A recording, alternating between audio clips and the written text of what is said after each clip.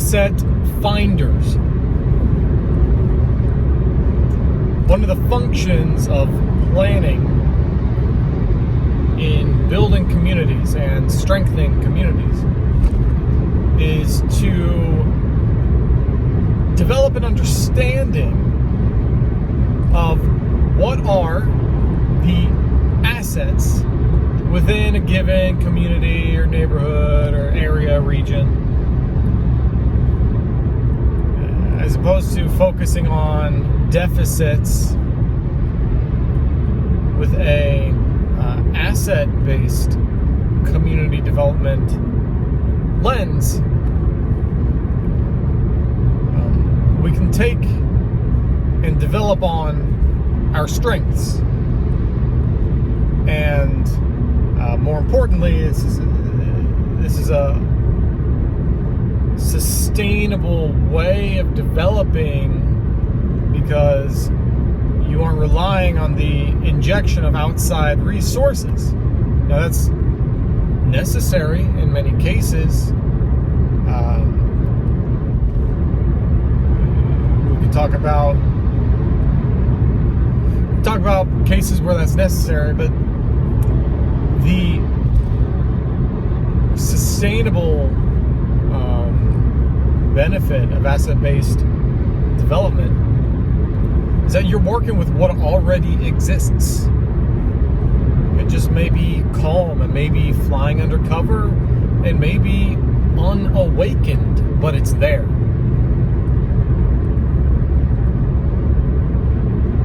It's there. So, there is an opportunity here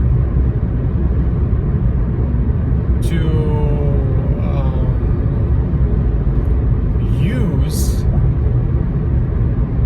this way of thinking about planning, along with the need to transform the planning profession, or just totally evolve the whole ecosystem to be representative of our demographics. There are not enough women in planning. There are not enough immigrants in planning. There are not enough black and brown and indigenous peoples of color in planning. And we have a responsibility to address that, because the function of planning is shaping our communities. It's laying our pathways, whether they're physical roads, whether they're zones for commerce or residents, whether they're policies about how and when you can do certain things or engage with certain institutions. Planning shapes the pathways and lays the pathways through which we operate as a society. And if a biased perspective that is male and white is doing the majority of planning for a country, and especially cities that are already or almost majority minority, which is to say there's more people who are not white than are white,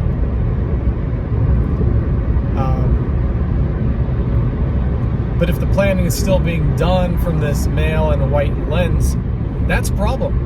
Because there is so much that I do not understand because of my experience as a white male. There is so very, and a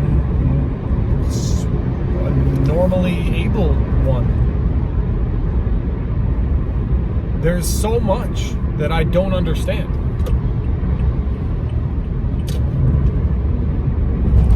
So what we need then is to look at how we can this intervention, I'm thinking about the youth. We can reframe it to be more age inclusive. But do the youth, especially youth who are marginalized across the spectrum of race, sex, ability, cultural background, do our youth see that a career or even influence in the world of planning and development as an option? And no. So what are we doing then to change that?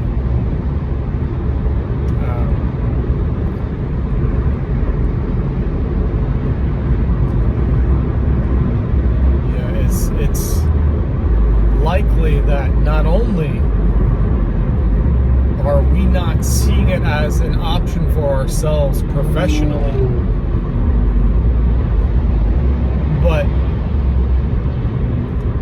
we're probably not even seeing it as a thing. It's like the infrastructure and how the sausage gets made is this veiled mystery. And so how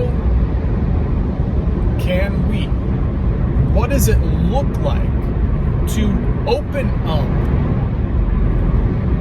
the world of planning, the pathways to influence strategic decisions and real tangible outcomes in our built environment and in the systems of our environment? How do we open that world of influence and participation up to our youth? What does that look like? Because that, in looking at that,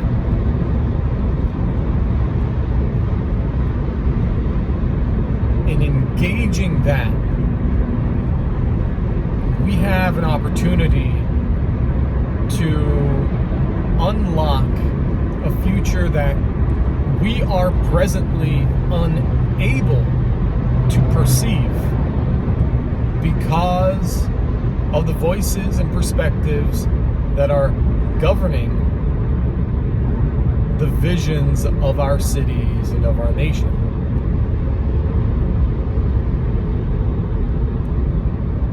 So let's awaken glorious futures by broadening the spectrum of perspective,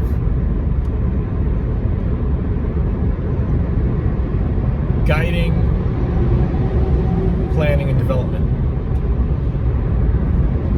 There may be an interesting opportunity here to consider an interplay with some kind of mandatory civic service,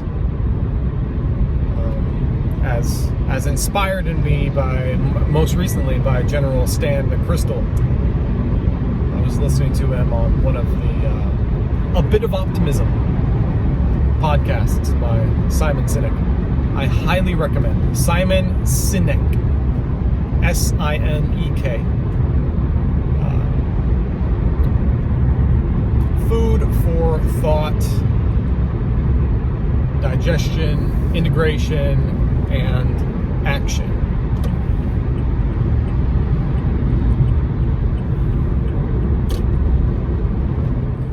Inspiration for today's thought comes from Cherie Jzar. I was listening to her on the American Planning Association's latest podcast. She is a planner operating in a role of diversity, equity, and inclusion kind of coordination in the town of,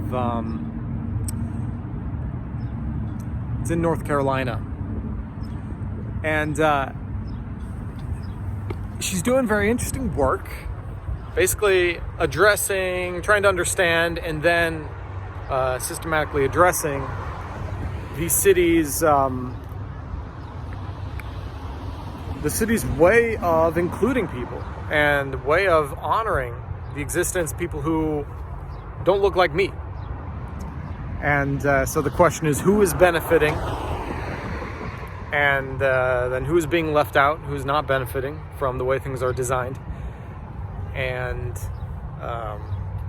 with intention, how can we change that?